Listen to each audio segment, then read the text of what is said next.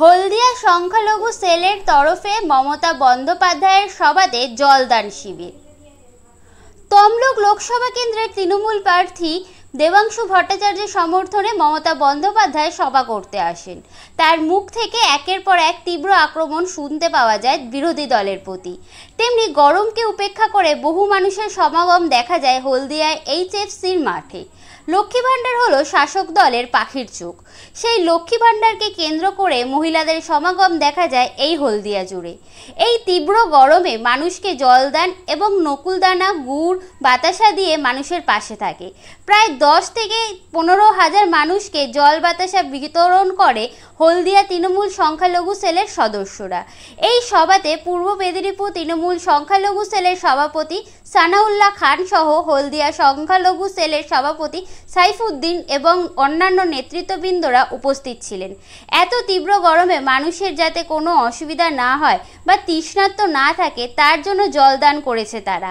হলদিয়ায় আবার সেই গুড় বাতাসা, যেটা বীরভূমে অনুব্রত মণ্ডলের অধীনে দেখা গিয়েছিল। মমতা বন্দ্যোপাধ্যায় এসে একের পর এক আশ্বাস দিয়ে গেছে হলদিয়ার বুক থেকে। এবার দেখার বিষয় যে তমলুক লোকসভা কেন্দ্রে কে হতে চলেছে জয়ী, রাম, বাম না তৃণমূল, তা প্রমাণিত হবে 4 জুন।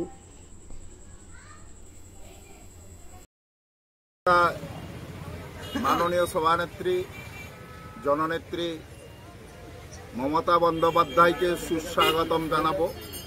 ঠিক তেমনি আমরা তৃণমূল সংখ্যালঘু সেলের পক্ষ থেকে এই তীব্র গ্রীষ্মের তীব্র দাবদাহকে উপেক্ষা করে যে সমস্ত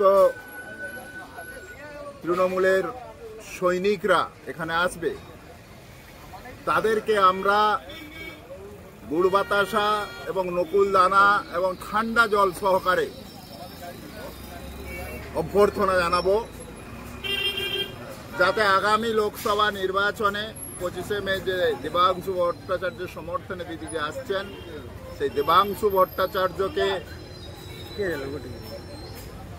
পক্ষে দেবাংশু ভট্টাচার্যের সমর্থনে যে সমস্ত সৈনিকরা আসছে, গদ্দার অধিকারী এবং কুলাঙ্গার বিচারপতি অভিজিৎ গঙ্গোপাধ্যায়কে জবাব দেওয়ার জন্য,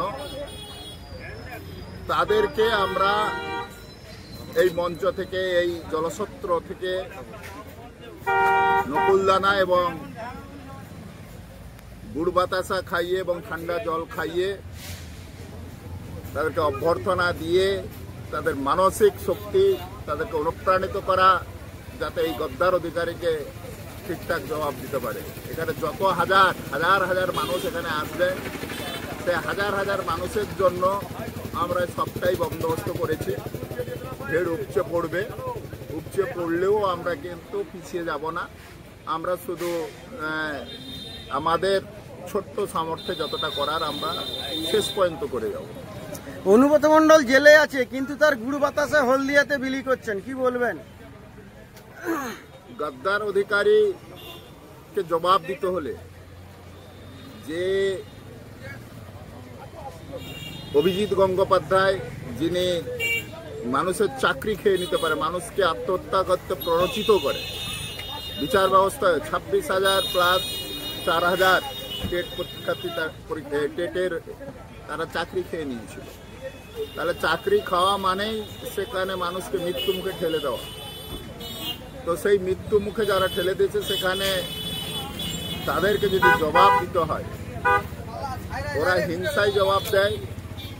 আমরা কিন্তু ভালোবাসা মিষ্টি খাইয়ে মানুষের হৃদয় জয় করে সেই জবাব দিতে যাচ্ছি।